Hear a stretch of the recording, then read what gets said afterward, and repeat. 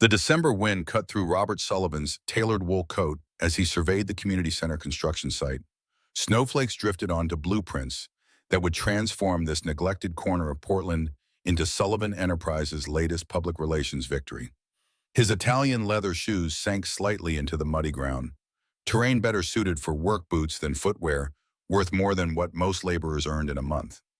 Men in hard hats nodded respectfully as he passed, their breath visible in the cold morning air. None quite met his eyes. Robert checked his Patek Philippe watch. 14 minutes until his next conference call. Efficiency was everything. At 39, he'd built Sullivan Enterprises into Portland's premier real estate development firm through precision ambition and an unyielding work ethic that demanded the same from everyone in his orbit. The community center was an obligation, not a passion, a necessary concession to city officials who controlled permits for the luxury high-rise his company actually wanted to build across town. Through the center's newly installed windows, holiday decorations transformed the unfinished space. Volunteers hung garlands and ornaments, their laughter floating across the construction site. Robert's attention caught on a slender figure in the corner, half hidden behind a towering Christmas tree. A woman with auburn hair pulled back in a simple ponytail stretched upward, attempting to hang a silver star on a branch just beyond her reach. Something in her determined solitude and the gentle way she handled the ornament made him pause. She seemed to exist in a different world than the cheerful chaos around her, careful, measured, almost invisible. Before he could understand his own curiosity, his phone vibrated. Another crisis at headquarters demanded immediate attention. The community center project manager approached with questions about budget adjustments. Robert nodded curtly, forcing his attention back to business. By the time he looked up again, the woman had disappeared into the crowd of volunteers. The elevator to Robert's penthouse ascended 38 floors in perfect silence, a daily transition from the world of commerce to his private domain. The door opened directly into 3,000 square feet of museum-like minimalism. Floor-to-ceiling windows framing Portland's skyline furniture selected by the city's most exclusive interior designer art, acquired from galleries in New York and London. Everything in precise order. Mrs. Chen, his housekeeper, greeted him with practiced efficiency. "Mr. Sullivan, dinner will be ready in 30 minutes. Miss Lily is finishing her homework." Her voice carried the subtle judgment he'd grown accustomed to, the unspoken assessment of another late return home. In the kitchen, evidence of his daughter's after-school snack remained. Apple slices arranged in a perfect circle, a habit Catherine had started when Lily was barely old enough to eat solid food. 5 years since the plane crash, and these small ghosts of his wife still appeared in unexpected moments. Robert loosened his tie and moved toward Lily's bedroom. He paused at the doorway, watching his 7-year-old daughter hunched over a math worksheet. Her dark hair fell forward, hiding her face. So like Catherine's, it sometimes stole his breath. The room exploded with color and life, a stark contrast to the restrained elegance of the rest of the apartment. Lily looked up, her face brightening. "Daddy, you're home!" She launched herself toward him, worksheet forgotten. Robert caught her lifting her small body easily. She smelled of apple juice and the strawberry shampoo Mrs. Chen used. "How was school today, Princess?" The nickname came automatically, though he knew she was approaching the age where she might reject such childish endearments. Lily launched into a detailed account of playground politics and classroom achievements while he carried her to the kitchen. Her voice filled spaces that remained too silent without Catherine. Robert set her on a bar stool at the kitchen island, only half listening as he checked emails on his phone. "Daddy, are you listening?" Lily's voice broke through his distraction. "Ms. Campbell said my Christmas drawing was the best in the class. Want to see it?" Robert set down his phone, pushing away thoughts of the Wilson contract negotiations that had consumed his day. "Of course. Show me this masterpiece." Lily retrieved a slightly crumpled paper from her backpack. 3 figures stood before a Christmas tree. A tall man in what appeared to be a business suit, a small girl with pigtails, and a gap where a third figure should have been. The absence was deliberate, outlined in faint pencil but carefully left uncolored. "That's you," Lily pointed, "and that's me, and that's—" Her voice trailed off, finger hovering over the empty space. Robert's throat tightened. "Mom," he offered gently. Lily nodded, her eyes fixed on the paper. "I couldn't remember exactly how to draw her face. Mrs. Chen helped me look at pictures, but—" She frowned, frustration evident. "It still didn't look right." Robert pulled her close, struggling to find words. How could he explain that he sometimes had the same problem? That Catherine's face sometimes blurred at the edges of his memory, requiring photographs to bring her back into focus. "It's beautiful, Lily. Mom would love it." The words felt inadequate, but Lily seemed satisfied, leaning into his embrace. Her next question blindsided him entirely. "Daddy, do you think Santa could bring me a new mom for Christmas?" The question landed like a physical blow. Robert carefully maintained his expression, years of business negotiations providing the discipline needed. "Lily, it doesn't quite work that way. Why not Tommy at school got a new mom when his dad married Miss Elizabeth? They met at Tommy's soccer practice." Her logic was flawless in its childish directness. "Don't you get lonely too, Daddy?" Before Robert could formulate a response, Mrs. Chen announced dinner was ready, a timely intervention he was grateful for. Throughout the meal, Lily chattered about Christmas wishes and school events, while Robert's mind wrestled with the innocent question that had exposed the carefully maintained fiction of their complete life. Later, after tucking Lily into bed, Robert stood at the window wall of his living room, tumbler of 18-year-old scotch in hand. The city lights blurred below each, representing homes where families might be gathered together, complete in ways his was not. His phone buzzed with emails he should answer, contracts he should review. Instead, he found himself thinking of the woman at the community center, the careful way she'd reach for that ornament as if afraid it might shatter at her touch. Morning brought the precision of routine. Robert's personal trainer arrived at 5:30 a.m. for their daily session in the penthouse gym. By 7:00, he'd showered, dressed in a charcoal Tom Ford suit, and reviewed the overnight reports from Asian markets. Mrs. Chen arrived at 7:15 to prepare Lily's breakfast and manage the morning routine. Robert kissed his daughter goodbye, promised to try to make it to her holiday concert that evening, a promise they both knew might be broken, and descended to the waiting town car. The board meeting ran longer than scheduled. Lawrence Whitmore, chairman of Sullivan Enterprises, and Robert's former father-in-law remained after the others filed out. The community center project is over budget again. Lawrence didn't look up from his notes. At 72, he maintained the commanding presence that had built Whitmore Construction before the merger with Sullivan Properties following Robert and Catherine's marriage. The board's concerned about the allocation of resources, particularly with the Riverside development timeline so tight. Robert maintained a neutral expression. "The community center is essential for securing the permits for Riverside. You know that. What I know is that you've become personally involved in a project that should have been delegated. 3 site visits in 2 weeks. Since when does the CEO of Sullivan Enterprises need to check drywall installation?" Lawrence removed his reading glasses. "Victoria tells me you missed Lily's parent-teacher conference last week." The mention of his former mother-in-law sent a spike of irritation through Robert. "I had a conflict. Mrs. Chen attended in my place and provided a complete report."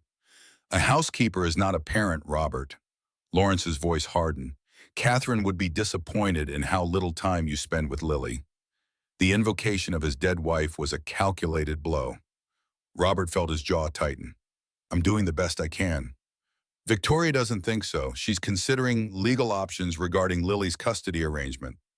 Lawrence delivered this bombshell with clinical detachment. "She believes Lily needs a more stable maternal influence than a rotating cast of housekeepers and your occasional presence." Cold anger settled in Robert's chest. "Is that a threat?" "It's a reality you should consider. The company needs your full attention with the Riverside development. Perhaps Lily would be better off with Victoria for a while." Robert stood gathering his files with deliberate calm that belied the storm beneath. "My daughter's not a negotiating point, Lawrence. Make that clear to Victoria." His former father-in-law sighed, suddenly looking older. "Catherine's been gone 5 years, Robert. You've buried yourself in work instead of healing. It's affecting Lily. It's affecting your judgment with projects like this community center distraction." "We're done here." Robert moved toward the door, then paused. "And I'll be at the community center this afternoon for the holiday event. If the board has concerns about my leadership priorities, they're welcome to call for a vote." His executive assistant, Megan, intercepted him in the hallway, tablet in hand. "The contractors at the community center need final approval on the children's room murals. The artists have submitted concepts for review." She swiped through digital renderings of cheerful, bland designs. "Marketing recommends the woodland theme. It tested well with focus groups." Robert barely glanced at the images. Fine, whatever gets this project finished on schedule. Megan hesitated. There's also the matter of your attendance at the center's holiday decorating event this afternoon. PR strongly recommends you participate for at least an hour. They've arranged for a photographer from the Portland Tribune. I already told Lawrence I'd be there. Robert checked his watch. What else? Your call with the Singapore investors is in 20 minutes. And, Megan lowered her voice, Victoria called. Twice. She wants to know if you'll be bringing Lily to the Whitmore family Christmas dinner or if she should send a car. The implied assumption that he might not escort his own daughter sent a fresh wave of irritation through him. Tell Victoria I'll bring Lily. Anything else? Just one more thing. Megan's professional demeanor softened slightly. Today's the 5th anniversary. Robert stopped walking. 5 years since the call that had shattered his world. 5 years since the small, private plane carrying Catherine and 3 other executives had disappeared from radar over the Cascade Mountains. He'd been so consumed with the Wilson contract negotiations that he'd lost track of the date. I've cleared your evening schedule, Megan continued, and I took the liberty of ordering flowers for the memorial garden. Something in her quiet competence cracked his carefully maintained facade. Thank you, Megan. That was thoughtful. She nodded in understanding the boundary between professional and personal had been momentarily acknowledged. The car will be ready at 2 for the community center event. The community center bustled with volunteers when Robert arrived, his driver navigating through a neighborhood in transition. Once abandoned warehouses, now converted to trendy lofts alongside neglected properties awaiting redevelopment. The contrast wasn't lost on Robert, who recognized that his company's investments drove both revitalization and displacement. Inside, the transformation from construction site to holiday wonderland was well underway. Volunteers hung decorations, arranged tables for a children's party, and strung lights across the newly finished ceiling. Robert's entrance caused a ripple of awareness, conversations quieting momentarily before resuming with forced casualness. The project manager materialized at his side. Mr. Sullivan, we're honored you could join us. The team's excited to show you our progress. Robert nodded, scanning the room out of habit for potential issues that might delay completion. His phone rang. The Singapore investor's right on schedule despite Megan's efforts to clear his calendar. He stepped away, finding a quieter corner near the massive Christmas tree. Sullivan here. He turned slightly, focusing on the call while absently watching volunteers arrange ornaments on tables for children to decorate later. The investor's concerns about municipal approval timelines for the Riverside project required his full attention. Robert paced slightly, outlining contingency strategies and offering reassurances. So absorbed in the conversation, he failed to notice the woman approaching from behind the tree until they collided. She carried a box of ornaments that scattered across the floor in a cascade of silver and gold. Robert reached out instinctively to steady her, his phone still pressed to his ear. Their eyes met for the first time, on hers a startling shade of green widening in surprise and something that looked remarkably like fear. He recognized her from that morning, the solitary figure struggling with the star ornament. I'll have to call you back, Robert told the investor, ending the call without waiting for a response. The woman had already dropped to her knees, frantically gathering the fallen decorations. I'm so sorry. I wasn't looking where... Her voice was soft but precise, each word carefully measured. Entirely my fault. Robert knelt beside her, reaching for a glass angel that had skidded under a nearby table. When he handed it to her, he noticed her flinch slightly at the near contact of their fingers. Up close, he saw what distance had concealed, a thin scar running along her left cheekbone, partially obscured by a sweep of auburn hair. She kept her eyes downcast, methodically returning ornaments to the box. The high neck of her sweater covered her throat completely, and despite the warmth of the room, she wore long sleeves pulled down over her wrists. I'm Robert Sullivan. He offered the introduction, expecting the recognition his name usually triggered in Portland business circles. I know who you are, Mr. Sullivan. She glanced up briefly, revealing a face that might once have been described as openly beautiful, now guarded watchful. Your company is funding the center. Her gaze returned immediately to the task at hand. And you are, Robert prompted when no introduction was forthcoming. A heartbeat of hesitation. Sarah Carter. Something in her reluctance intrigued him. Most people he encountered were eager to establish connections to ingratiate themselves with the CEO of Sullivan Enterprises. Sarah Carter seemed to desire the opposite, to remain unnoticed, unmemorable. "Do you work here, Sarah?" He handed her the last fallen ornament, deliberately using her name. "No."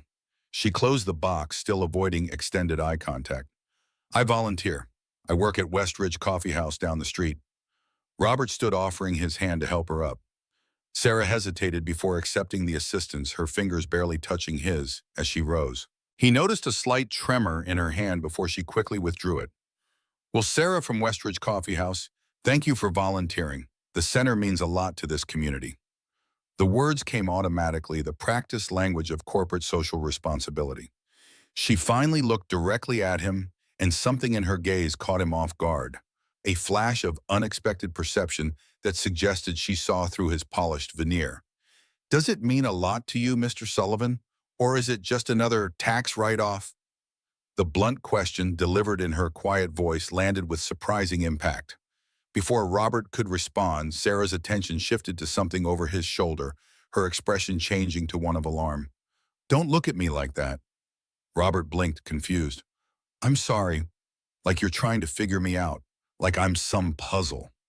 Her voice had dropped to almost a whisper, tears suddenly brimming in those remarkable green eyes. Without another word, she gathered the box and walked away, disappearing into the crowd of volunteers. Robert stood motionless, bewildered by the encounter.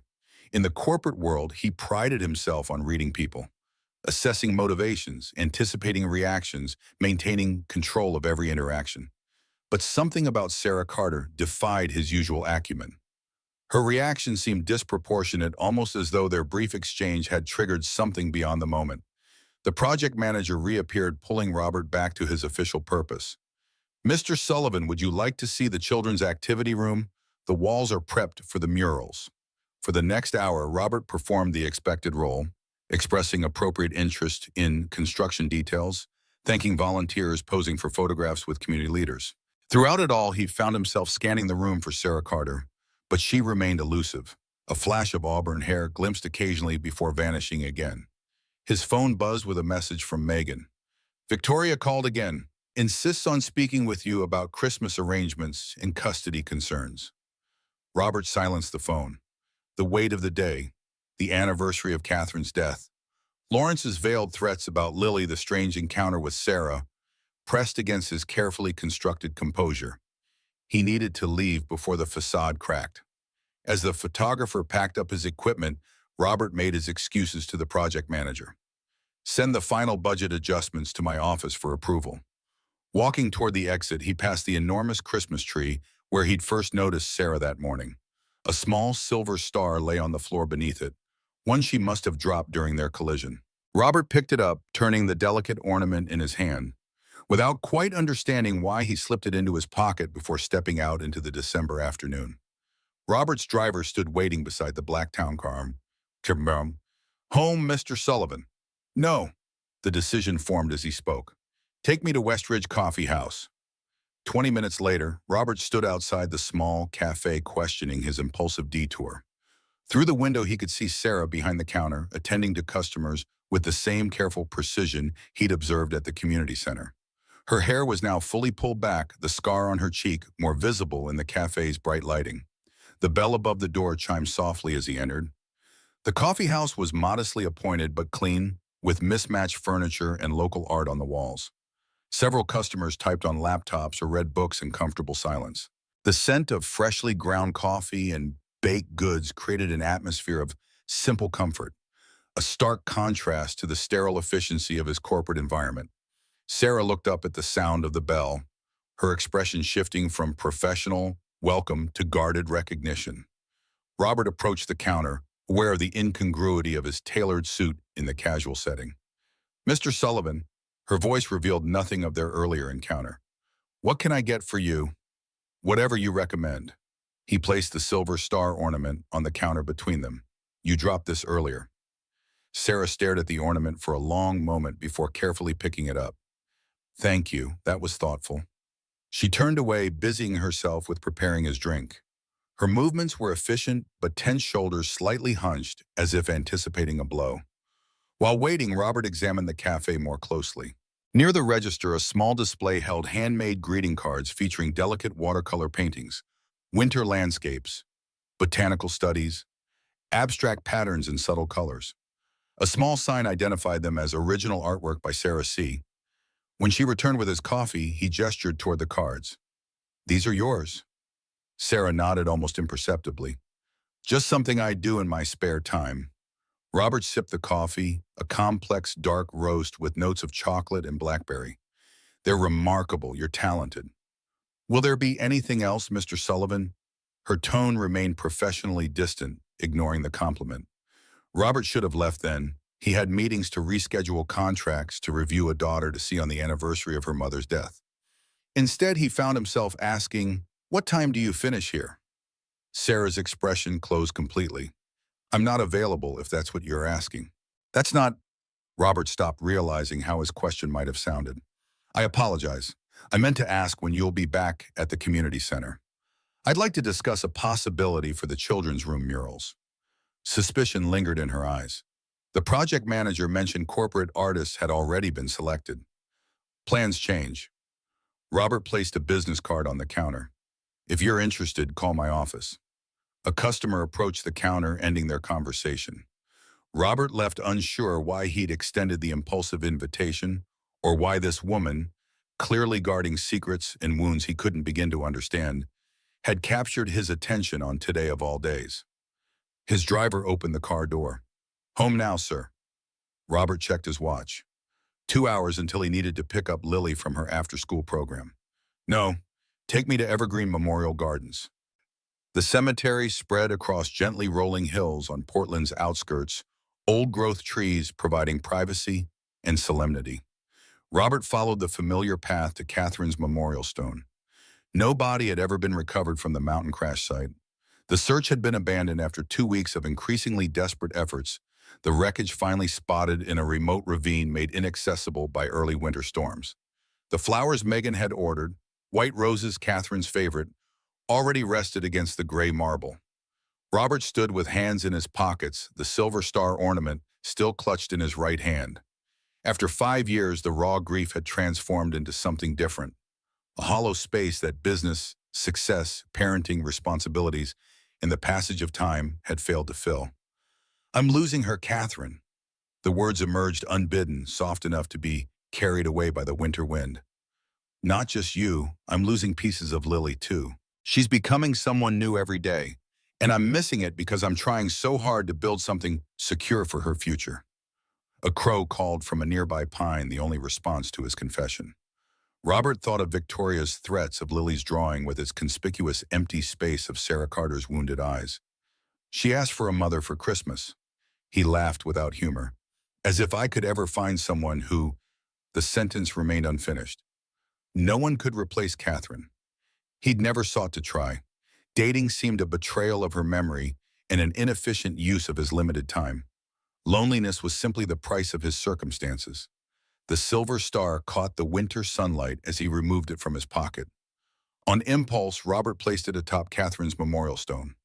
"Merry Christmas, my love," he whispered, then turned and walked back toward the car, his decision made. He would attend Lily's holiday concert tonight, regardless of what business matters required postponement. Sullivan Enterprises headquarters occupied 12 floors of a downtown high-rise. Robert's corner office on the top floor offered the same commanding views as his penthouse, the boundary between professional and personal space often blurred by similar aesthetics and equally long hours spent in both. Megan intercepted him as he returned. "The Wilson contract team needs your input on the final terms. Legal has concerns about the contingency clauses. Schedule a call for tomorrow morning. I'm leaving early today." Robert ignored Megan's poorly concealed surprise. "And clear my calendar for Lily's holiday concert at 7. "Already done." Megan handed him a stack of messages. Victoria called again. "Lawrence wants an update on the community center budget before tomorrow's executive committee meeting, and HR needs approval for the year-end bonuses." Robert sifted through the papers. "Where's the file on the community center murals?" Megan produced a folder containing the approved designs, professionally rendered scenes of woodland animals and fantasy landscapes. "Marketing's already contracted with the illustration firm." They begin work next week. Cancel it. The decision crystallized as he spoke. I want to explore local artists instead, something more authentic to the neighborhood. Megan's expression remained professionally neutral despite her evident confusion. That will delay completion and increase costs. The board specifically approved these designs. The board approved a budget. How we allocate it is my decision. Robert handed back the folder. Contact that coffee house, Westridge. Ask for Sarah Carter. Tell her I'd like to discuss commissioning original murals for the children's room. Megan made a note, her curiosity evident but contained. Is there anything else? Robert hesitated, then took an unprecedented step. Yes, I need your help with something personal. Find an information on appropriate Christmas gifts for 7-year-old girls. Specifically, he felt strangely vulnerable making the request. Art supplies, professional quality. If Megan was surprised by this rare insight into his personal life, she concealed it well. I'll have recommendations by tomorrow morning. Will that be all? One more thing. Have the driver pick up Lily from school and bring her to the office. I'll take her to her concert myself. After Megan left, Robert stood at his office window, watching the winter afternoon fade into early darkness. His phone buzzed with Lawrence's name on the screen. He silenced it without answering. For once, the company, the contracts, the endless negotiations would wait. Lily's delight at the unexpected early pickup from school confirmed Robert's decision. Her small hand in his as they walked to the car felt like both an accusation and absolution. Had it really been so long since he'd performed this simple act of fatherhood? Daddy, are you really coming to my concert? Lily bounced slightly in the back seat beside him, her skepticism revealing a history of broken promises. Front row princess. Robert squeezed her hand. I wouldn't miss it. Grandma Victoria said you probably wouldn't come because you're too busy with important business stuff. The innocent repetition of his mother-in-law's words carried a sting. She said maybe I should live with her so you can work more. Robert felt a surge of anger at Victoria's manipulation. Your grandmother loves you very much, but she's wrong about this. You belong with me, Lily. But you're never home, Lily said with the devastating honesty of childhood. And when you are home, you're still working on your computer or phone. The truth of her assessment cut deeper than any corporate negotiation ever could. I'm trying to build something for us, Lily. For your future. I don't want a future. I want right now. Lily looked up at him with Catherine's eyes.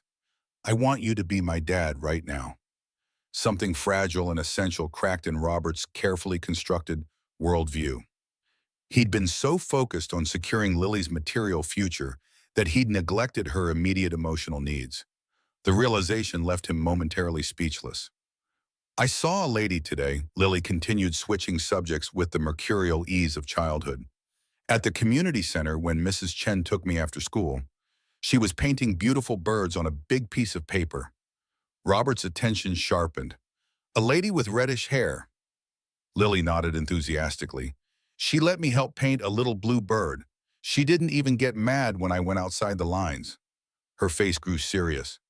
She has an owie on her face, but Mrs. Chen said it's not polite to ask about it. Mrs. Chen is right, Robert said gently. Sometimes people have hurts we can't see, and we need to be respectful. Like how you're hurt because Mommy died. Lily's question held no guile, just a straightforward connection-making of a child working to understand her world. Robert swallowed hard. Yes, something like that. The lady seems sad too, but she has pretty eyes, green like the Christmas tree. Lily looked thoughtful. Do you think she's lonely like us, Daddy? Before Robert could formulate a response, they arrived at Lily's school. The moment of uncomfortable insight passed as Lily transformed into excited performer mode, joining her classmates for pre-concert preparations. Robert found his reserved seat in the front row, checking emails until the lights dimmed. Lily's class performed Frosty the Snowman with more enthusiasm than skill, Lily's voice rising confidently above her peers. Watching her shine under the simple spotlight, Robert realized how many of these moments he'd missed while building the empire that was supposed to be for her benefit. His phone vibrated silently. Lawrence calling again. Robert turned it off completely, a small act of rebellion against the constant demands of Sullivan Enterprises. For tonight at least, he would be fully present for his daughter. After the concert, Lily introduced him to her music teacher and friend's pride evident in her voice. "This is my dad. He runs a really big important company." Her identification of him primarily through his work was another uncomfortable revelation. Did Lily know him as anything else? Did he even know himself outside the role of CEO? That night, after reading Lily 3 bedtime stories instead of the usual one, Robert sat in his home office reviewing the community center plans. The children's activity room had been designed as utilitarian space, practical, cleanable, but without the warmth or imagination that might make it truly inviting for its young users. On impulse, he searched for Sarah Carter Artist Portland online. The results were sparse.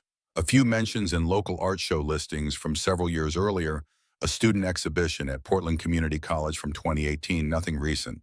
If she had pursued art professionally before working at a coffee shop, the evidence had been minimized or erased. The next morning, Megan reported that Sarah Carter had declined the mural commission. She was quite firm about it, said she's not interested in corporate work and doesn't have the time. Robert frowned. Did she give any other reason?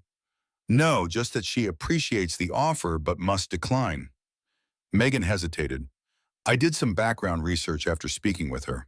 There's not much information available, but she exhibited some promise as an emerging artist about 3 years ago, then disappeared from the local art scene entirely. There's a gap in her public footprint until about 8 months ago when she started at the coffee shop. Thank you, Megan. Robert considered this information. Set up a meeting with the community center project manager this afternoon. I'll stop by Westridge Coffee on my way. The coffee house was busy with morning customers when Robert arrived. Sarah worked efficiently behind the counter, her movements graceful despite their careful precision. When she spotted him entering, a flash of wariness crossed her face. Robert waited until the line diminished before approaching. Good morning, Ms. Carter. Mr. Sullivan. Her tone was coolly professional. Your assistant already conveyed your offer. As I told her, I must decline. May I ask why? Robert kept his voice conversational, aware of other customers nearby. Sarah's hands continued preparing a drink. Her eyes focused on the task rather than on him. I don't work for corporations, and I already volunteer at the center. This wouldn't be corporate work. It would be for the children who'll use that space. Robert leaned slightly forward. My daughter mentioned meeting you yesterday. Lily. She was quite impressed with your birds. Something softened briefly in Sarah's expression. She's a sweet girl, very eager to learn. She said you let her help paint. Robert saw an opening. She doesn't talk about me that way. According to Lily, I'm just the man who runs a really big important company. For the first time, Sarah's lips curved into a small, genuine smile. Children have a way of distilling things to their essence. Sometimes uncomfortably so. Robert watched her complete the drink and call out a customer's name. When she returned, he continued, the murals don't have to be a Sullivan Enterprises commission. They could be a community project. Your name, your vision, your control. Sarah studied him with those perceptive green eyes. Why me? You could hire any professional muralist in Portland. Because you understand something I don't. Robert surprised himself with his honesty. You see those children differently than I do, not as a demographic or a PR opportunity, as individuals. Her skepticism remained evident. And suddenly that matters to a CEO whose company is gentrifying this neighborhood out of reach for the families who've lived here for generations. The criticism was fair if uncomfortable. The development is happening regardless. The question is whether spaces like the community center preserve something essential for those families or become another soulless corporate contribution. Sarah considered this, wiping the counter with deliberate movements. Finally, she looked up. I'll think about it, but I have conditions. Name them. Complete creative control. No corporate branding. Fair compensation at professional rates, not exposure or volunteer credit. Her voice grew stronger with each condition. And half the budget goes to art programs for neighborhood children. Robert smiled despite himself. Sarah Carter clearly wasn't intimidated by his position. Done. Shall we discuss details later this week? I'll be at the center tomorrow afternoon. Sarah's guard remained visible but slightly lowered. We can talk then. As Robert turned to leave, Sarah called after him. Mr. Sullivan, Lily mentioned yesterday was the anniversary. I'm sorry for your loss. The unexpected acknowledgement caught Robert off guard. Most people in his life avoided mentioning Catherine's death, uncertain how to navigate his grief. Thank you. Outside, his driver held the car door open. To the office, Mr. Sullivan. No, to the community center. Robert checked his watch. The Wilson contract negotiations could wait another hour. The community center was quieter today. Construction crews focused on finishing touches rather than major installations. In the children's activity room, Robert found the project manager discussing lighting options with an electrician. Mr. Sullivan, we weren't expecting you today.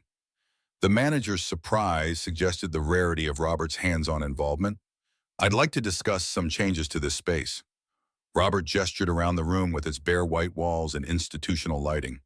Specifically, I want to commission original murals rather than the corporate designs. Local artists, local themes.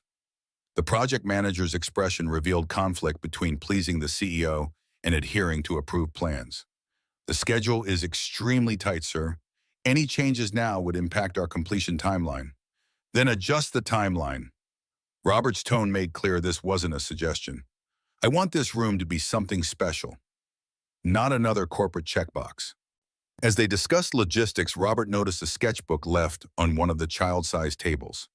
He recognized the style immediately, Sarah's delicate watercolor technique. The open page showed preliminary designs for a woodland scene that transformed into a fantastical landscape, far more imaginative and engaging than the corporate-approved illustrations. She's already started planning, Robert mused aloud, carefully turning pages to reveal more concepts. Children of diverse backgrounds engaged in creative activities, animals that morphed from realistic to whimsical. Across the walls, a ceiling design that mimicked a starry night sky. Ms. Carter, the project manager, nodded. She's been volunteering with the Children's Program Planning Committee. Those are just her personal sketches, not official submissions. They're exactly what this room needs. Robert closed the sketchbook, leaving it exactly as he'd found it. Make it happen, whatever adjustments are necessary. As Robert turned to leave, Victoria Whitmore entered the room, her elegant appearance instantly commanding attention. At 65, Catherine's mother maintained the poised presence that had made her a formidable figure in Portland society. Robert. Her surprise at finding him here was evident. Lawrence said you've been difficult to reach. Victoria, this is unexpected. Robert maintained his professional demeanor despite the tension between them. I wasn't aware you had interest in the community center project. The Whitmore Foundation is considering a supplementary donation for the children's programs. Victoria glanced around the unfinished space with the practiced assessment of someone who had chaired countless charity committees. Though I understand the project is already over budget, investments in quality sometimes require flexibility. Robert gestured for the project manager to give them privacy. When they were alone, he addressed the underlying issue. Lily mentioned you've been discussing custody arrangements with her. Victoria's expression remained composed. She needs stability, Robert. A child needs more than luxury apartments and hired caretakers. She needs her father. Robert kept his voice level despite growing anger. And I don't appreciate you using my daughter as a pawn in whatever game you're playing. This isn't a game. Victoria's carefully maintained facade cracked slightly. It's about Catherine's child growing up with someone actually present in her life. You've buried yourself in work since the accident. 5 years, Robert. When does it end?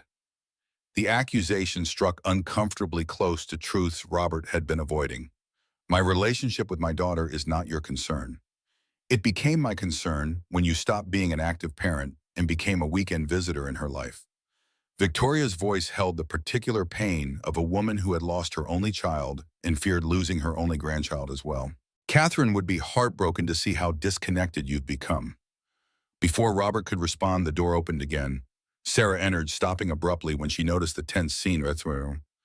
I'm sorry, I didn't realize anyone was here. She clutched her sketchbook, clearly intending a quick retreat. No, please stay. Robert seized the interruption gratefully. Victoria, this is Sarah Carter. She's designing the murals for this room. Victoria examined Sarah with the assessing gaze Robert had seen her use at countless social functions, cataloging the simple clothing, the careful posture, the visible scar on Sarah's cheek. You're an artist, just a volunteer with some ideas. Sarah's discomfort was evident, her body angled toward the door. Ms. Carter is being modest, Robert interjected. She's quite talented. Lily was very impressed with her work yesterday. Victoria's attention sharpened. You've met my granddaughter. Sarah nodded slightly. She has a wonderful imagination and a kind heart, qualities she inherited from her mother. Victoria's implication was clear. These traits hadn't come from Robert. An uncomfortable silence fell. Sarah broke it first. I should come back later. No need. Victoria gathered her designer handbag. I have a foundation meeting. Robert, we'll continue our discussion about Lily's holiday arrangements soon. The family Christmas dinner is non-negotiable this year. After Victoria's departure, Sarah released a breath. I'm sorry for interrupting. Don't be. You saved me from a conversation I'd rather avoid. Robert gestured to her sketchbook. I saw your preliminary designs. They're exactly what this space needs. Sarah clutched the book tighter. You looked at my private sketches. They were open on the table. Robert recognized his misstep. I apologize for the invasion of privacy, but they confirmed what I already suspected. You're the right person for this project. Sarah placed the sketchbook on a table, creating distance between them. Mr. Sullivan, Robert, please. Mr. Sullivan, she continued deliberately, I'm not sure why you're suddenly interested in my artwork or this children's room. Yesterday, you could barely be bothered to look at the construction plans, and today you're examining sketches and changing project timelines. Her directness was both refreshing and unsettling after years of corporate deference. Sometimes perspective shifts. Because of the anniversary, because your mother-in-law is threatening custody, or because your daughter drew a picture with a missing mother figure. Sarah's perception was uncomfortably acute. Children talk, Mr. Sullivan, right? Lily mentions these things while she's painting. Robert felt exposed in a way boardroom negotiations never accomplished. All valid observations. Does it matter which catalyst created the change? It matters if you're using this project, and by extension me, as a convenient solution to personal problems. Sarah's voice remained calm but firm. I won't be a corporate bandage for your family issues. The accusation stung precisely because it contained elements of truth. Robert had been seeking solutions, to the community center's bland design to Victoria's custody threats to Lily's loneliness. Sarah Carter, with her artistic talent and natural connection to Lily, had seemed a convenient answer to multiple problems. You're right. Robert acknowledged her concern with honesty he rarely displayed in business dealings.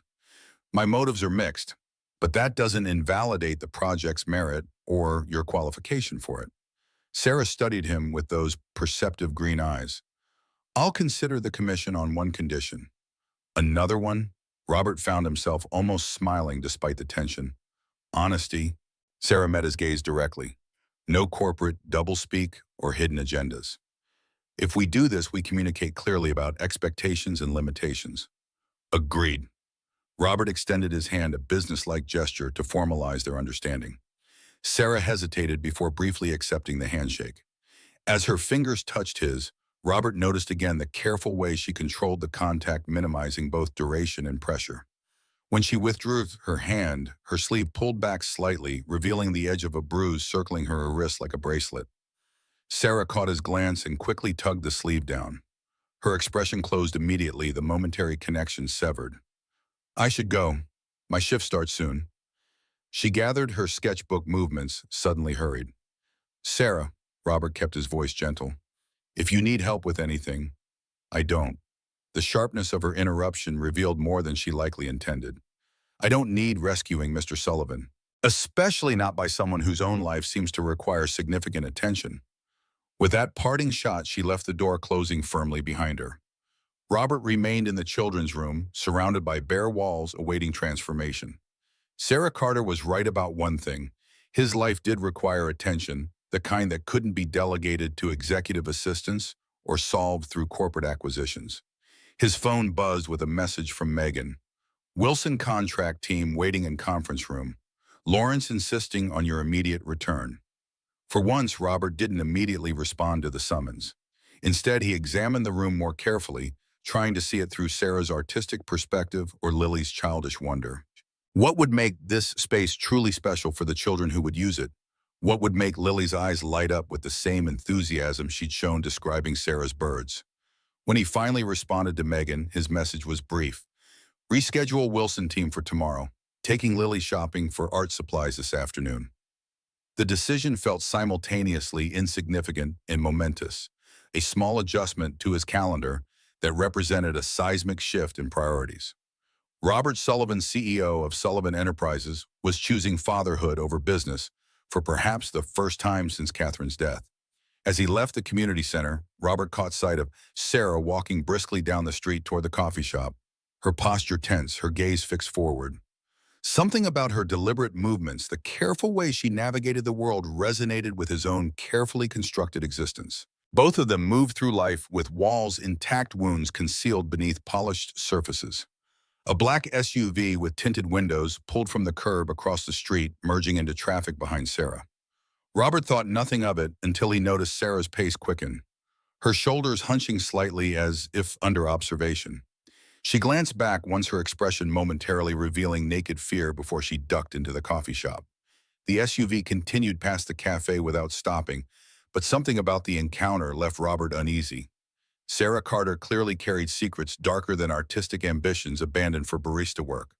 The bruise on her wrist, the scar on her cheek, the perpetual wariness in her eyes all suggested a history of pain Robert couldn't begin to comprehend. As his driver held the car door, Robert found himself looking back at the camera shop where Sarah had disappeared. Change of plans. Take me to Pioneer Place Mall. I'm buying art supplies for my daughter. That evening, as Robert helped Lily arrange her new professional-grade watercolors and sketchbooks, he found himself thinking of Sarah Carter's wounded eyes and defiant strength. Tomorrow he would return to the community center. Tomorrow he would learn more about the mysterious artist whose brief encounter had somehow catalyzed change in his carefully ordered world.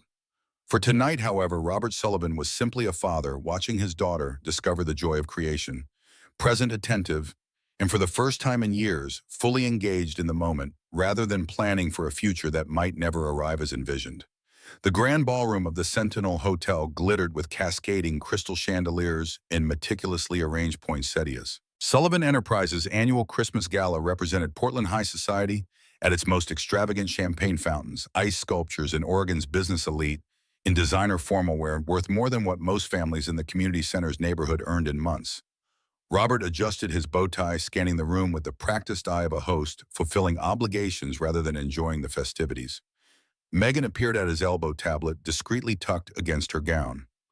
Lawrence is asking about the Wilson contract again, and Victoria is by the east entrance with 3 members of the Arts Foundation board. Robert nodded, still watching the main doors. Is our other guest here yet? Miss Carter, not yet. Megan's professional demeanor couldn't quite mask her curiosity. Are you sure inviting her was prudent? The board members' wives have noticed your distraction. The criticism was gentle but pointed. Robert had spent the past week dividing his attention between Sullivan Enterprises and the community center project in ways that hadn't gone unnoticed. His daily visits to check on the mural progress had become fodder for executive suite speculation. Prudence isn't my primary concern tonight. Robert accepted a champagne flute from a passing server. Remind the Wilson team that their contract isn't the only priority on my agenda. Megan's eyebrow rose fractionally, the closest she ever came to expressing disapproval. Victoria specifically requested you join her table for dinner. I've made other arrangements. Robert's attention shifted to the entrance where Sarah Carter stood, hesitating at the threshold, clearly uncomfortable with the opulence surrounding her. She wore a simple blue dress that whispered of department store origins rather than designer boutiques. Her auburn hair was arranged in a simple updo that exposed the delicate curve of her neck while artfully concealing the scar on her cheek. In a room full of calculated extravagance, Sarah's understated presence carried an authenticity that made the surrounding glitter seem suddenly garish. Robert crossed the room, conscious of the eyes tracking his movement toward the unfamiliar woman. You came. I almost didn't. Sarah's fingers twisted nervously around the small clutch purse, another item clearly purchased specifically for this occasion. I feel rather like an anthropological specimen being observed in its unnatural habitat. The self-deprecating observation made Robert smile. Would it help if I told you that half the people here are wondering who you are, and the other half are pretending they already know to avoid admitting ignorance? For the first time since their initial meeting, Sarah's smile reached her eyes, transforming her entire countenance. The guardedness momentarily disappeared, revealing a woman of unexpected beauty. That actually does help. Thank you. Robert offered his arm with a formality that somehow felt necessary. Shall we give them something substantial to speculate about? Sarah hesitated before lightly placing her hand in the crook of his elbow, maintaining the careful physical distance he'd observed in all their interactions. Why did you invite me, Mr. Sullivan? This isn't about the murals. Robert, please. He guided her through the crowd, noting how her eyes widened at the excesses surrounding them. And no, it's not about the murals. Though I should tell you, Lily hasn't stopped talking about the birds you're painting. She insists we need a blue one in her bedroom. Something softened in Sarah's posture. She's a remarkable child, very perceptive. Like her mother. The words emerged without calculation, surprising Robert with their honesty. Catherine could read people like books. I relied on that skill more than I realized until it was gone. Sarah studied him with those perceptive green eyes. Is that why you invited me? Because I remind you of her? No. Robert stopped at the edge of the dance floor. I invited you because you don't remind me of anyone. You're unexpected. The small orchestra transitioned to a waltz. Robert extended his hand in invitation, and after a moment of hesitation, Sarah accepted. As they joined the other couples, Robert maintained a respectful distance, conscious of her wariness around physical contact. I don't normally do this, Sarah admitted as they moved with the music. Attend galas or dance with CEOs. What do you normally do? Besides create extraordinary murals and make exceptional coffee. Robert guided her through a turn, noting how she moved with natural grace despite her evident discomfort. Sarah's rhythm faltered slightly. You're investigating me. Curious, there's a difference. Robert adjusted his step to match hers. Most artists would jump at the opportunity for exposure at a corporate event like this. You seem determined to remain unknown. Perhaps I value privacy more than exposure. Sarah's gaze darted around the room, scanning faces with subtle vigilance. Not everyone wants to be seen. Yet you agreed to create murals that hundreds of people will see every day. Robert observed the contradiction gently. Your work has such joyful vulnerability. Why hide the artist behind the art? Sarah's steps slowed, her expression suddenly distant. Sometimes visibility is dangerous. Before Robert could respond, Sarah's entire body tensed. Her face drained of color, eyes fixed on a point across the ballroom. Following her gaze, Robert spotted a tall man in his 40s with salt and pepper hair and an expensive suit, speaking with Lawrence near the bar. We need to leave. Now. Sarah's voice had dropped to a whisper, her fingers digging into Robert's arm with unexpected force. Robert placed his hand protectively over hers. Who was that? Someone from my past. Fear radiated from her in palpable waves. Please, I can't be here. Without questioning further, Robert guided her toward a side exit, using his body to shield her from the stranger's potential line of sight. They slipped through service corridors and out a staff entrance where Robert's driver waited with the car. Inside the vehicle's sanctuary, Sarah trembled visibly, arms wrapped around herself as if holding something fragile together. I'm sorry, I shouldn't have come. This was a mistake. Robert maintained careful distance on the leather seat beside her. That man, is he the reason for the bruises on your wrist, for the scar? Snow began falling outside, soft flakes illuminated by streetlights as the car moved away from downtown. Sarah stared out the window, silence stretching between them, until Robert wondered if she would answer at all. His name is Thomas Wilson. Her voice emerged so softly Robert had to lean forward to hear. 3 years ago, he was my husband. The revelation hung in the warm air of the car's interior. Robert waited instinctively, understanding that rushing her would only rebuild the walls he'd glimpsed behind. Everyone thought he was perfect. Sarah's reflection in the window looked ghost-like against the snowy darkness outside. Brilliant attorney, community leader, philanthropist. When we married, people said I was the luckiest woman in Portland. She touched her cheek where the scar traced a delicate line. The perfect husband has a temper. The perfect husband keeps immaculate records of your transgressions. The perfect husband knows exactly how hard to hit so the bruises don't show. The clinical detachment in her voice revealed more about her trauma than tears could have. Robert fought the instinct to reach for her hand, recognizing her need for space. The night I left, he had broken my wrist. I waited until he fell asleep, took nothing but my ID and the emergency cash I'd hidden in my art supplies. I changed my name, moved to a different part of the city, disappeared into anonymity. Sarah finally turned to face Robert. I don't exist in photographs anymore. I don't have social media. I don't create art that could be recognized. Sarah Carter is a ghost. Until you started painting the murals. Robert understood now, her reluctance to accept the commission, the wariness in her every movement. A mistake clearly, one that put me in the same room as Thomas tonight. Sarah's composure cracked slightly. How did he find me? He's connected to Lawrence somehow. They seem familiar with each other. Robert's mind raced, cataloging potential threats and protections. Sarah, there are resources, legal options. There are no options with Thomas. The certainty in her voice silenced his suggestions. He has connections throughout the legal system. The restraining order I filed disappeared from court records. The police report about my broken wrist was amended to suggest an accident. 2 different lawyers stopped representing me after speaking with him. The car slowed as they approached Sarah's apartment building, a modest structure in a transitional neighborhood that suddenly seemed woefully insecure to Robert's assessing eye. You shouldn't stay here tonight. Robert gestured to the driver to continue past without stopping. I have a guest apartment in my building with security, or I can arrange a hotel. Sarah shook her head. I've been running for 2 years. I'm tired of letting fear dictate my life. It's not fear to acknowledge genuine threat. Robert recognized the stubborn determination in her expression.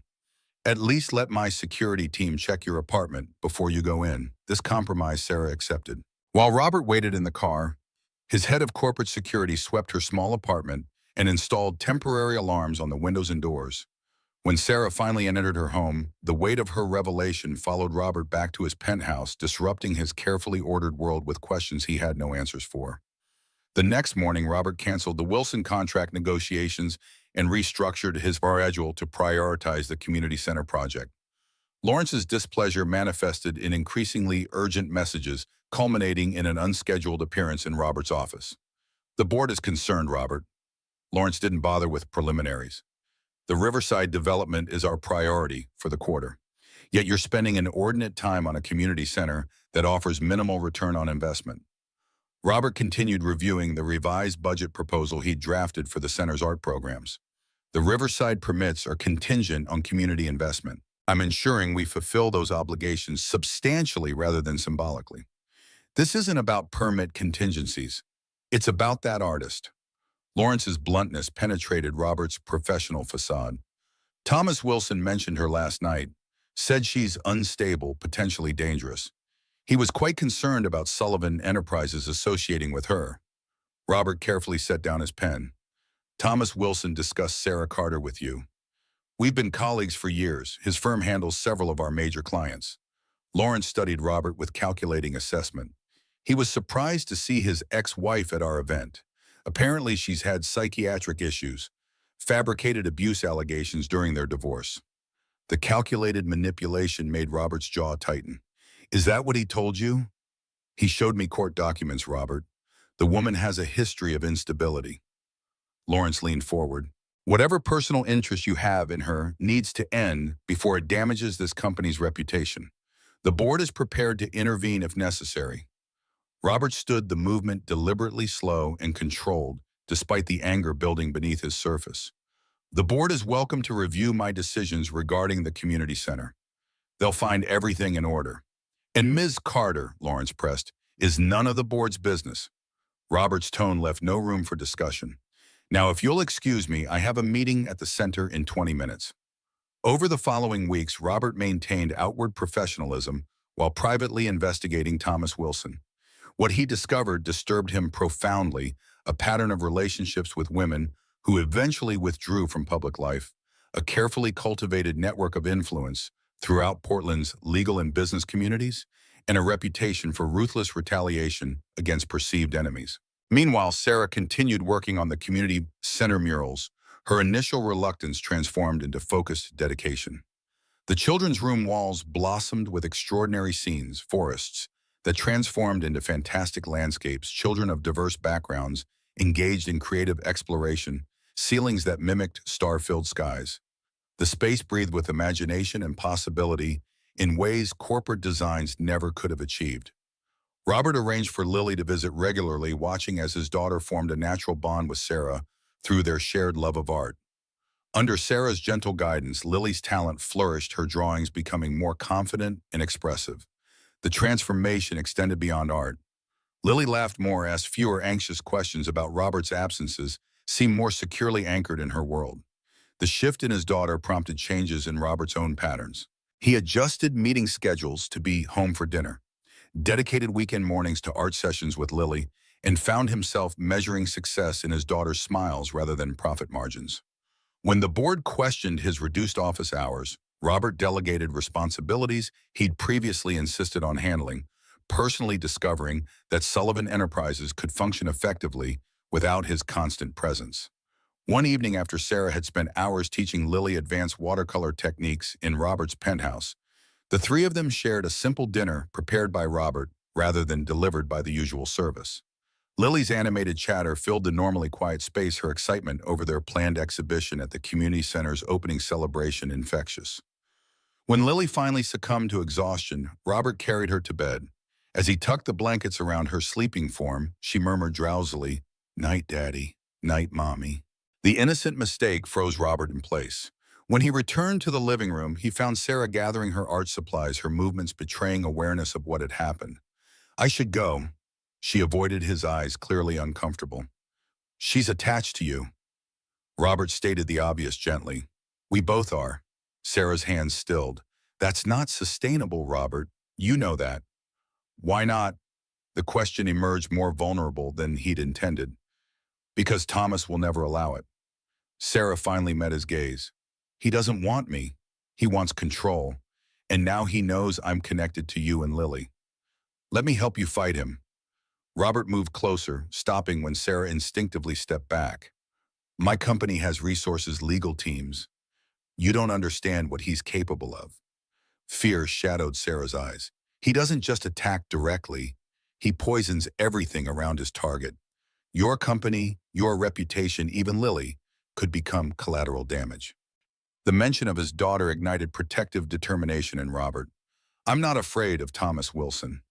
"Then you should be." Sarah gathered her coat. "I should never have agreed to the mural project. I've put you both at risk by allowing myself to care." Robert reached for her hand, gratified when she didn't immediately pull away. "Sarah, running isn't the answer. Sometimes it's the only option." Her fingers trembled slightly within his. "I've enjoyed these weeks more than I can express. Watching Lily discover her talent, seeing you reconnect with her, it's been beautiful. But Thomas destroys beautiful things. It's what he does."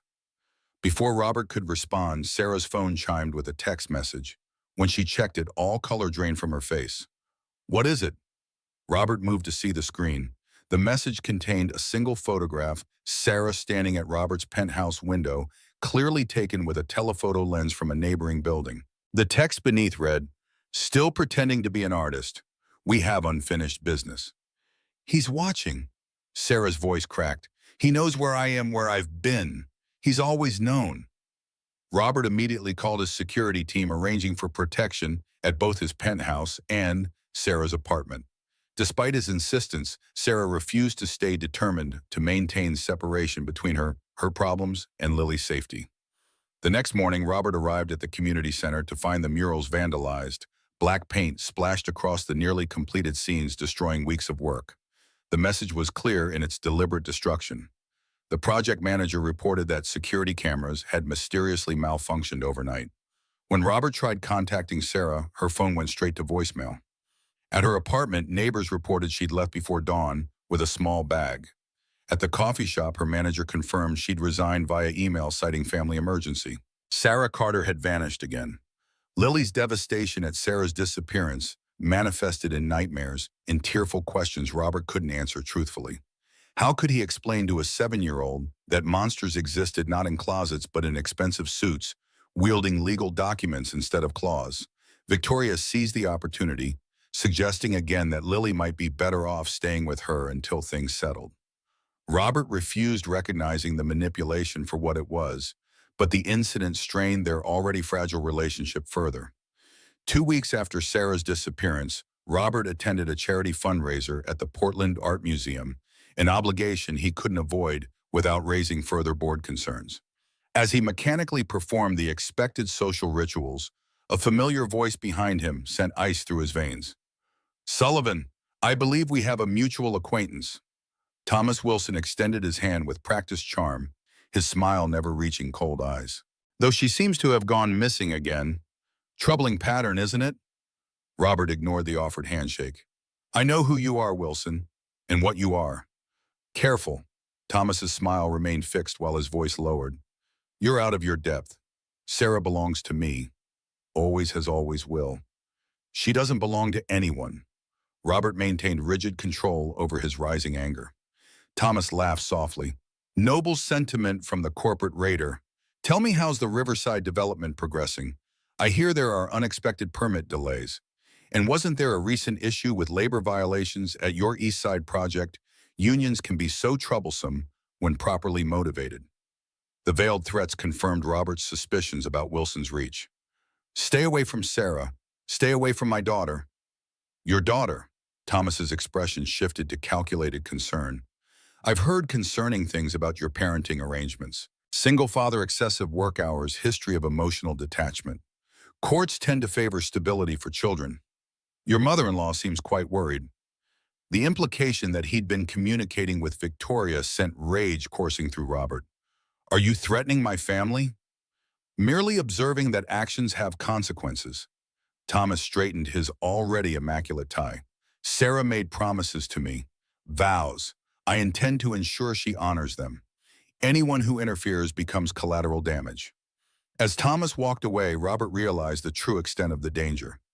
This wasn't merely about a vindictive ex-husband, it was about a pathological need for control, a willingness to destroy anything and anyone in pursuit of ownership. That night, Robert searched Sarah's apartment with the building manager's reluctant assistance, looking for any clue to her whereabouts. Among her few possessions, he found a small box containing newspaper clippings about local art exhibitions in a town called Mapleton, 2 hours south of Portland. One featured a faded photograph of a younger Sarah, hair differently styled, face unmarked, standing beside a watercolor landscape that carried the distinctive style he'd come to recognize in her murals. Following instinct, Robert drove to Mapleton the next morning. The small coastal town offered limited places a woman alone might find work. At the third cafe he tried, a waitress recognized Sarah's description with obvious hesitation. "She just started a few days ago. Keeps to herself." The waitress studied Robert suspiciously. "You family, a friend. She left Portland suddenly. I'm concerned about her safety." Something in his tone must have conveyed genuine worry. The waitress lowered her voice. "She's staying at the Ocean View Motel Room 12. But if you're really her friend, be careful. She seems scared, jumps every time the door opens. Some guy in a black SUV has been parked across the street twice this week." Robert's blood ran cold. "When did you last see this SUV?" "About an hour ago, headed toward the motel, actually." Robert drove there, immediately scanning the parking lot for the vehicle the waitress had described. When he spotted it parked near the room 12, adrenaline surged through him. As he approached, the motel room door opened, and Thomas Wilson emerged, dragging Sarah by her arm toward the waiting SUV. "You're coming home where you belong." Thomas's grip tightened visibly around Sarah's wrist. "This childish game ends now." Sarah's face was pale but determined. "I'm not going anywhere with you, Thomas. Let go of me. You don't have options anymore." Thomas yanked her toward the vehicle where a driver waited. "Get in the car or things become unpleasant for your artist friends, and for Sullivan and his daughter." Robert moved forward, emerging from behind a parked truck. "Let her go, Wilson." Thomas Wilson's grip tightened on Sarah's arm, his manicured fingernails digging into her skin. "Sullivan, this is a private matter between my wife and me. I suggest you leave." "Ex-wife." Sarah's voice trembled, but held firm, a small act of defiance that made Thomas's jaw clench. "I'm not your property, Thomas." Robert moved with deliberate calm, positioning himself between Sarah and the waiting SUV, where a driver watched him passively. Years of high-stakes negotiations had taught him to maintain composure when others lost control. There are security cameras in the parking lot, Wilson, and witnesses in the motel office. You want to explain assault charges to the partners at your firm? A calculating stillness came over Tom as he assessed the situation. His polished veneer cracked, revealing something cold and reptilian beneath. This isn't over. Not by a long shot. He released Sarah's arm with a sharp shove that sent her stumbling backward. Consider your next moves carefully, Sullivan. You have more to lose than I do. The SUV pulled away with deliberate slowness, Thomas's eyes never leaving them through the tinted window. Only when the vehicle disappeared around the corner did Sarah's composure fracture. She sank to the ground, arms wrapped around herself, breath coming in shuddering gasps. Robert knelt beside her, maintaining careful distance, recognizing the signs of a panic attack. He's gone, Sarah. You're safe. I'm never safe. The words emerged between ragged breaths. He always finds me. Always. Not this time. Robert offered his hand without demanding she take it. This time you don't face him alone. Sarah looked up, tears streaking her face, vulnerability and strength warring in her expression. Why are you here, Robert? Why risk everything for someone you barely know? The question demanded honesty Robert hadn't offered anyone in years. Because you showed Lily how to paint birds. Because you see people, not opportunities. Because for the first time since Catherine died, something feels real. In the motel room, Sarah packed her few belongings with practiced efficiency, the routine of someone accustomed to quick departures. The sparse accommodations revealed how little she possessed, how completely she'd stripped her life to essentials that could fit in a single bag. Thomas knows about Lily. Sarah zipped the duffel with finality. He'll use her to hurt you, to hurt me. That's what he does, identifies what matters and destroys it. Robert's phone rang Megan with news that chilled his blood. Someone tried to access the penthouse.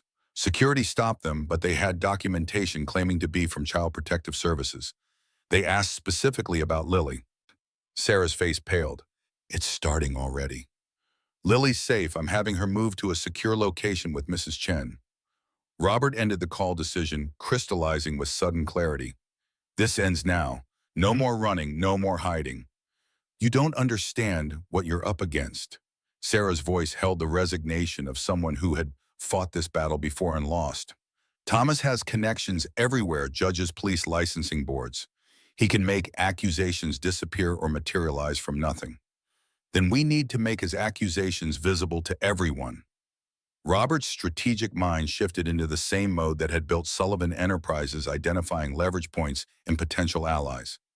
You're not the first woman he's done this to. You won't be the last unless someone stands against him publicly. Sarah shook her head, unconvinced. I tried that. The system is designed to protect men like Thomas. The system can be changed. Robert reached for her hand, gratified when she didn't pull away. But first, we need to ensure your immediate safety. I have a lake house in the Cascades private property security system. No connection to Sullivan Enterprises public records. For a moment, Sarah seemed poised to refuse to retreat into the isolation that had become her fortress. Then, with visible effort, she intertwined her fingers with his. I'm tired of running, Robert. So tired. The mountain road wound through dense evergreen forest, late afternoon sunlight, filtering through branches laden with melting snow. Robert drove while Sarah sat silent beside him, watching the landscape transform from coastal plains to steep forested slopes. The lake house appeared around a final curve, not the ostentatious display of wealth that might be expected, but a tasteful timber structure that blended with its natural surroundings. Catherine designed it, Robert answered the unspoken question in Sarah's expression. She wanted somewhere Lily could grow up appreciating nature away from Portland society expectations. Inside the space balanced rustic elements with subtle luxury, exposed beams, and stone fireplace, alongside state-of-the-art kitchen appliances and smart home technology. Floor-to-ceiling windows framed the lake view mountains reflected on the water's surface. Sarah moved to the window wall, arms wrapped around herself as if for protection. It's beautiful, peaceful. We haven't been here since before Catherine's accident. Robert activated security protocols on a discrete panel.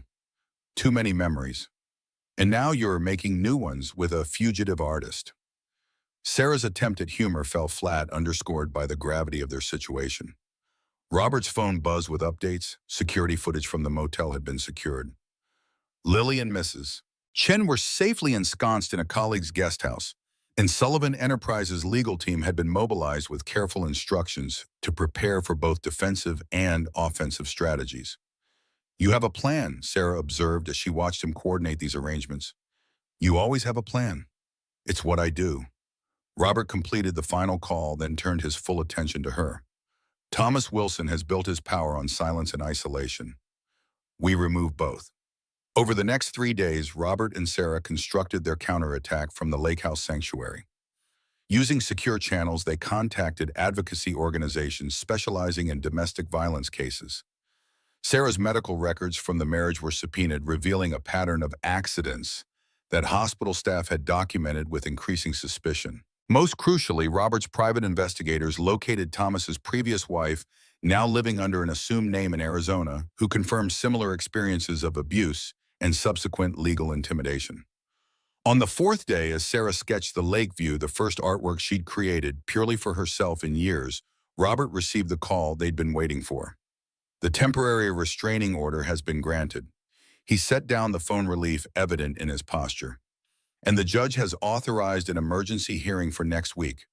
Wilson can't approach you, contact you, or send others to do so without violating a court order." Sarah's pencil stilled on the paper. "That won't stop him.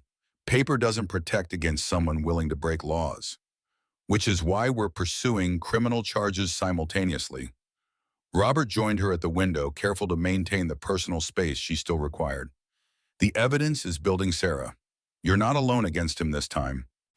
That evening, as snow began falling gently outside, they sat before the fireplace, sharing the kind of conversation that only emerges in moments of forced pause about childhoods, dreams abandoned, and discovered the unexpected turns that had shaped their lives.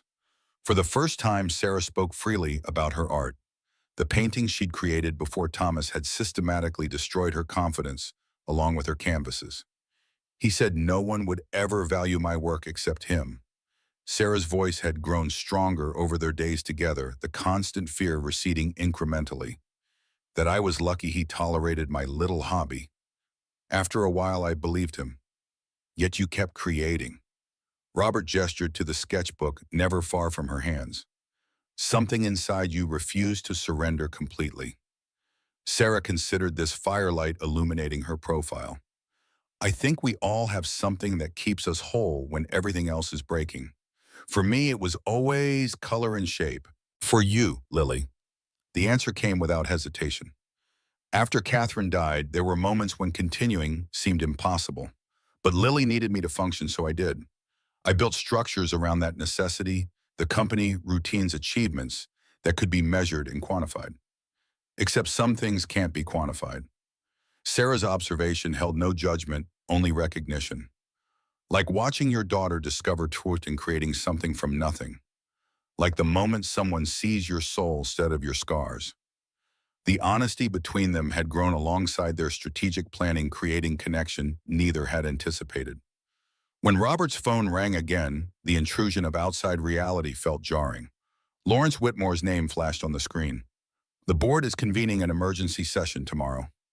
Lawrence didn't bother with preliminaries. Thomas Wilson has filed a lawsuit against Sullivan Enterprises alleging corporate espionage and harassment. He's also spoken with Victoria about filing for emergency custody of Lily, citing your unstable behavior in association with a mentally disturbed individual.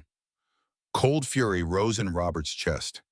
"He's using my daughter as leverage. He's using every weapon at his disposal." Lawrence's voice carried reluctant respect for the tactical maneuver. "The board is concerned about potential damage to the company's reputation and stock valuation. They're considering whether to ask for your temporary resignation until the matter is resolved." After ending the call, Robert related the developments to Sarah, watching resignation settle in her eyes. "This is what he does." Her voice had returned to the flat affect he had heard when she first spoke about her marriage. "Identifies what matters most and systematically destroys it. Your company, your daughter, all because of me." Robert knelt before her, taking her hands firmly in his.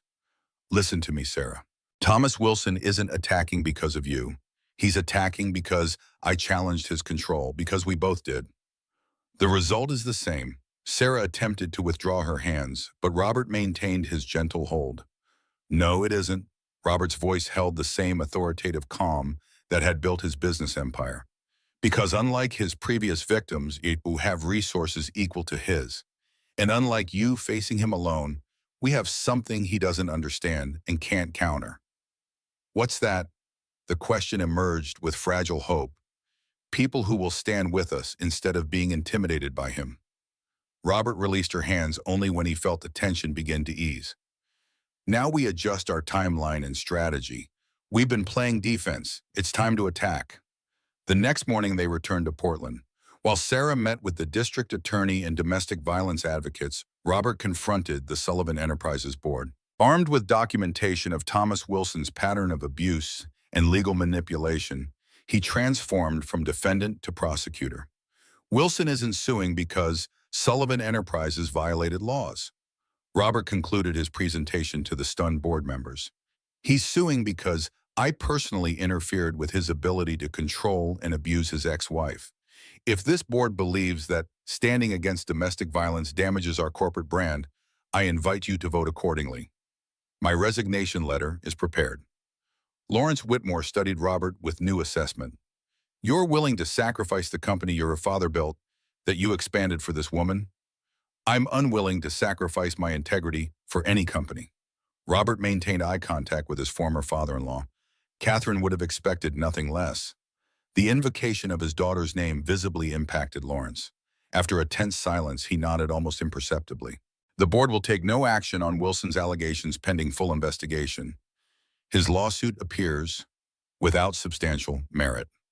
One battle navigated successfully, Robert faced the more difficult confrontation with Victoria. He found her in the solarium of the Whitmore estate, arranging flowers with the precise attention she brought to all aspects of her carefully curated life. You've allied yourself with Thomas Wilson against your own granddaughter.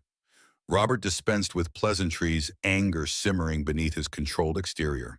Did you even verify his allegations before agreeing to support a custody claim?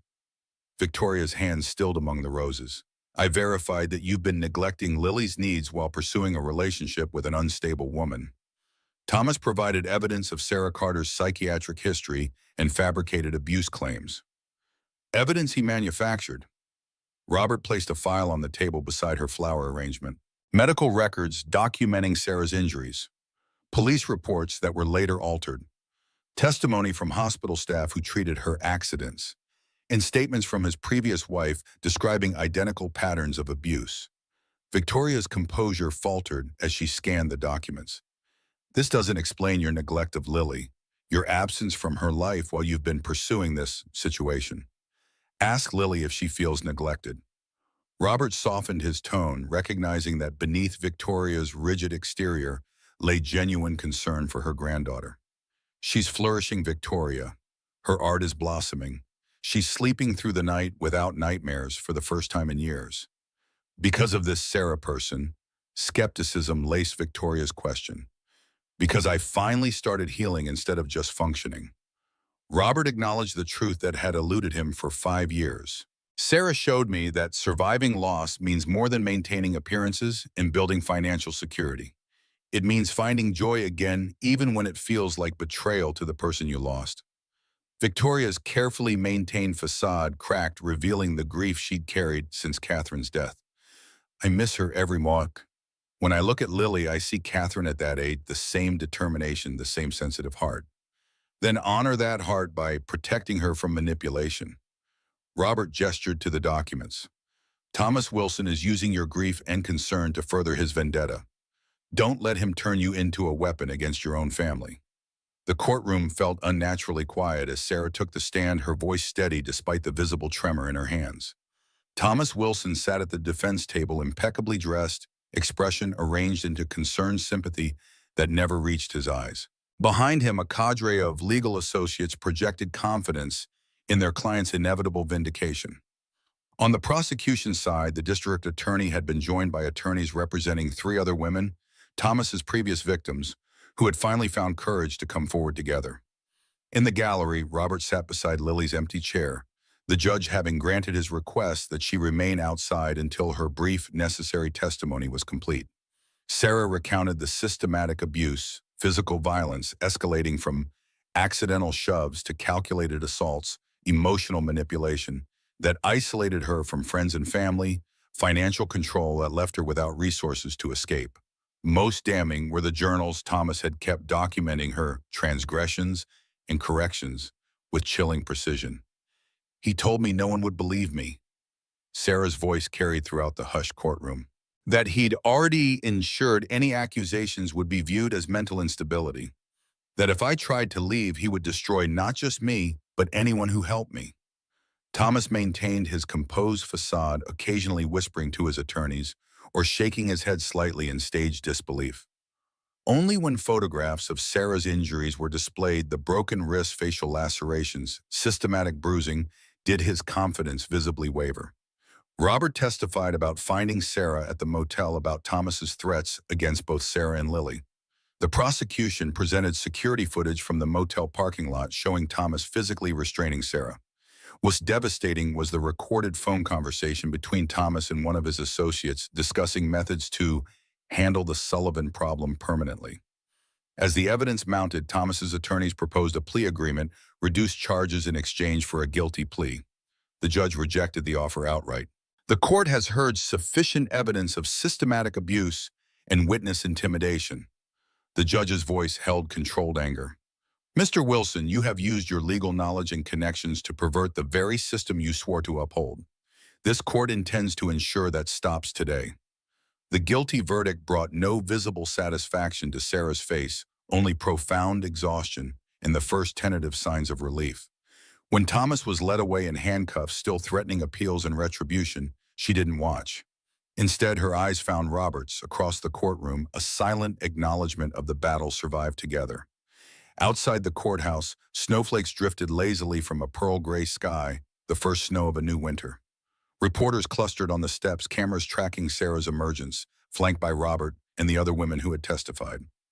Victoria waited at the periphery, Lily's small hand clasped tightly in hers. When Lily spotted Sarah, she broke free from her grandmother's grasp, rushing forward through the crowd. "You came back. You didn't say goodbye, but you came back." Sarah knelt to embrace her public reserve, forgotten in the face of such unguarded joy. "I'm sorry, sweet girl. Sometimes grown-ups have to solve big problems before they can keep promises. Daddy said you were fighting a dragon." Lily's matter-of-fact acceptance of this metaphor brought unexpected tears to Sarah's eyes. "Did you win?" "We did." Sarah glanced up at Robert, including him in the moment. "Your dad helped slay the dragon." Victoria approached, cautiously assessment evident in her careful examination of the woman her granddaughter clung to with such obvious attachment. "Lily has been quite concerned about your absence. She insisted on bringing your sketchbook to court so you could draw again immediately after, and I quote, 'The bad man goes to jail.'" The awkward olive branch hung between them. Victoria's tacit acknowledgement of her misplaced alliance with Thomas and tentative acceptance of Sarah's place in Lily's life. Sarah accepted the sketchbook with appropriate gravity. "That was very thoughtful, Lily.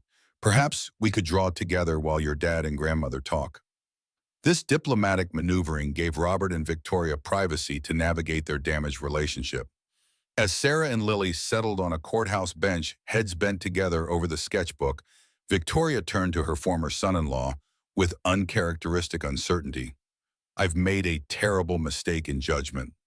The admission clearly cost her considerable pride. Thomas Wilson is not what he presented himself to be.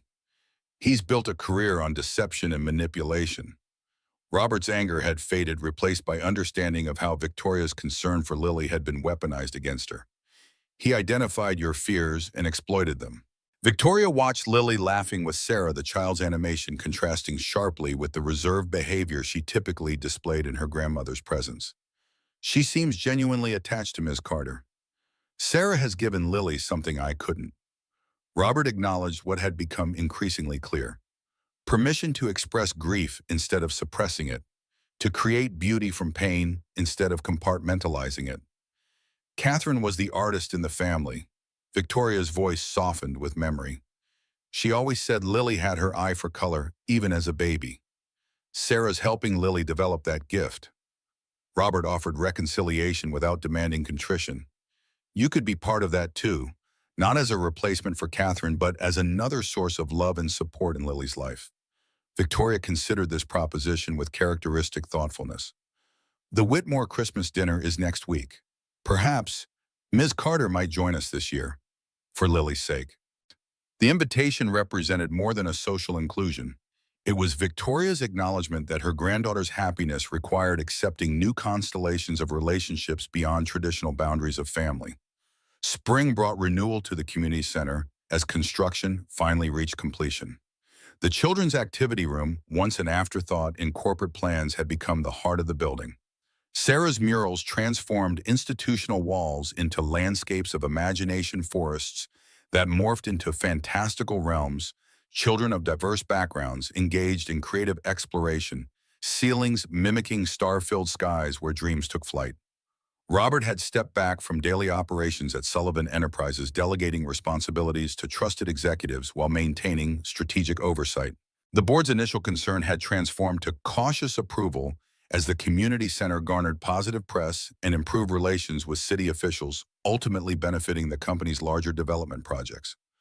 More significantly, Robert had discovered identity beyond corporate achievement as Lily's actively engaged father, as community center volunteer, teaching business skills to local entrepreneurs, as a man learning to balance ambition with connection. Sarah established an art therapy program at the center, working with children from backgrounds similar to those she'd encountered during her own period of hiding and healing. The scars that had once defined her, both visible on her cheek and invisible on her spirit, gradually transformed from wounds to witnesses of her resilience. One afternoon, as Robert observed Sarah guiding a group of children through an art project, Victoria arrived unexpectedly. Their relationship had evolved into cautious collaboration, centered on Lily's well-being, old grievances gradually giving way to mutual respect.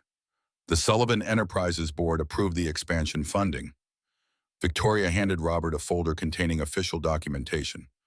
Lawrence was particularly supportive once he saw the program evaluations. Robert accepted the folder with appropriate recognition of the olive branch it represented. "Thank you, Victoria. Your advocacy made the difference." Victoria watched Sarah kneeling beside a young girl struggling with her painting, offering gentle guidance without taking over. "She's good with them, patient in a way that can't be taught. Sarah understands their vulnerability." Robert followed Victoria's gaze. "And their potential." Catherine would have approved. Victoria's acknowledgement came without the usual pain that accompanied mentions of her daughter. "Of all of this, the center, your relationship with Sarah. How you've grown as Lily's father." The words offered absolution Robert hadn't realized he still needed. "I think she would have." Catherine never wanted monuments to grief.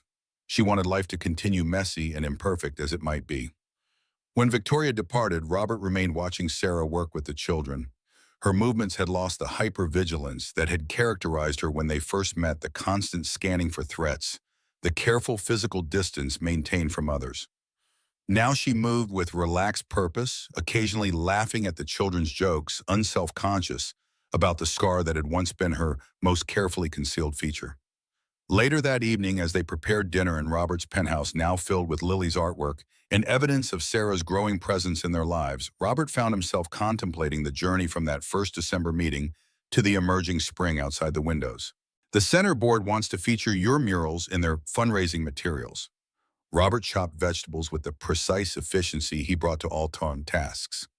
"They're calling you the artist who brought soul to Sullivan." Sarah smiled at the phrasing. "Ironic considering how we met.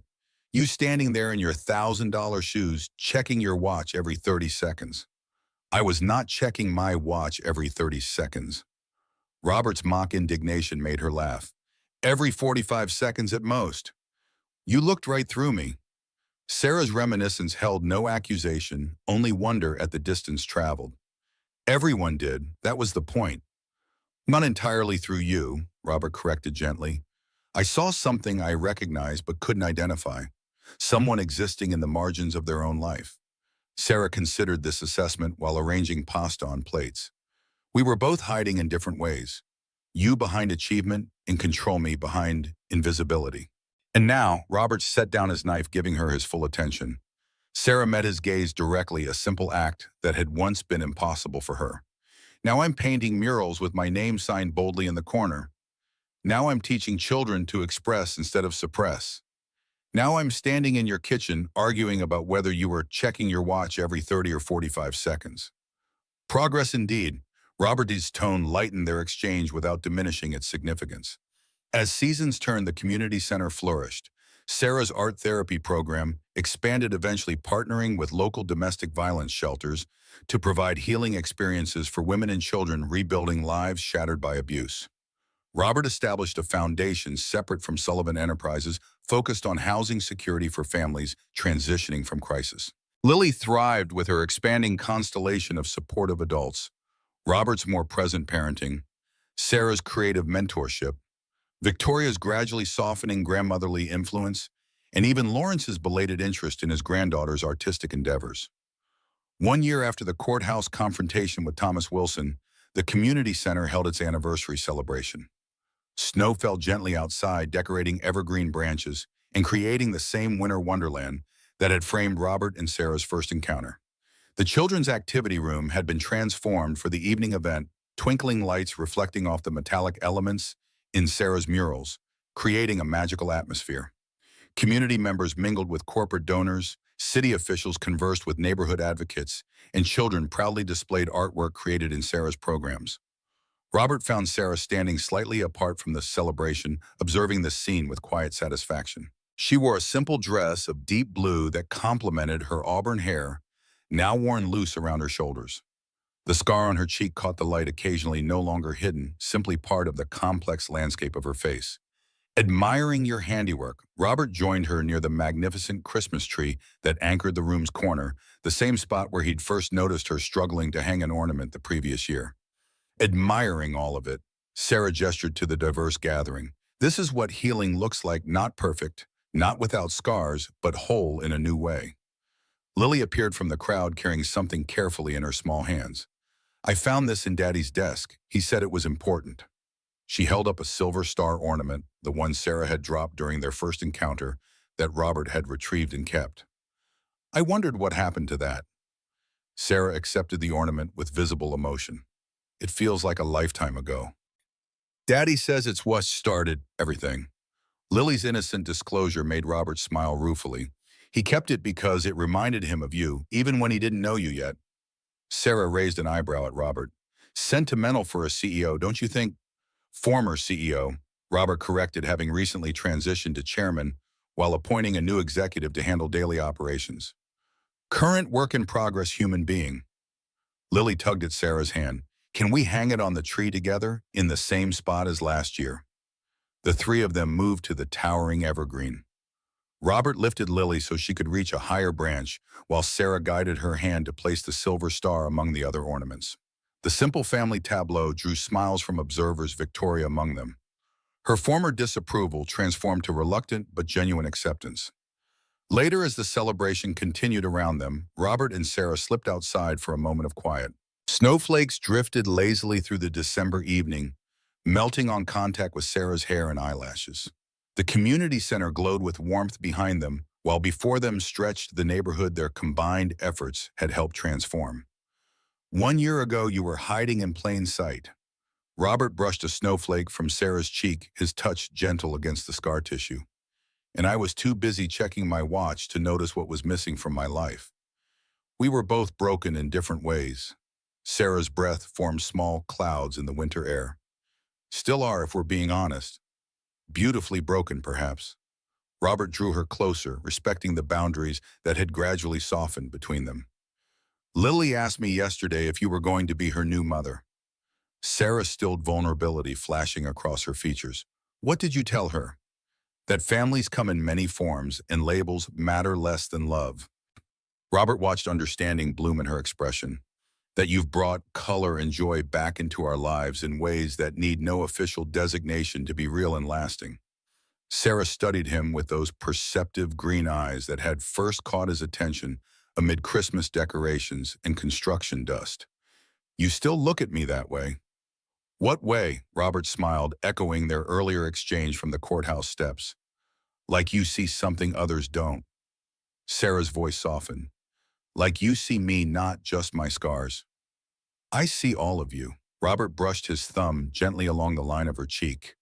The wounds and the wonder, the fear and the courage, the artist who survived by disappearing, who now thrives by being gloriously visible. Sarah leaned into his touch, no longer flinching from the contact. And I see you, Robert Sullivan. Not the CEO or the grieving widower or Lily's father, though you are all those things. I see the man who found his soul while helping me reclaim mine. They stood together in the gently falling snow, the past year's journey reflected in their changed postures, their easier proximity, their mutual recognition. Behind them, the community center hummed with celebration and possibility. Before them stretched a future neither could have imagined during that first December encounter, uncertain but facing forward, imperfect, but authentic, scarred, but unquestionably whole. Thank you, Sarah whispered, for seeing me when I was trying my hardest to be invisible. Robert's response came with the quiet certainty of transformed understanding. Thank you for teaching me to see beyond balance sheets in boardrooms to what truly matters, to see with the heart instead of just the eyes. As they returned to the warmth inside, Lily rushed to meet them, Victoria following at a more dignified pace. The four of them formed an unlikely constellation, connected not by perfect circumstances, but by the messier, more resilient bonds of chosen family.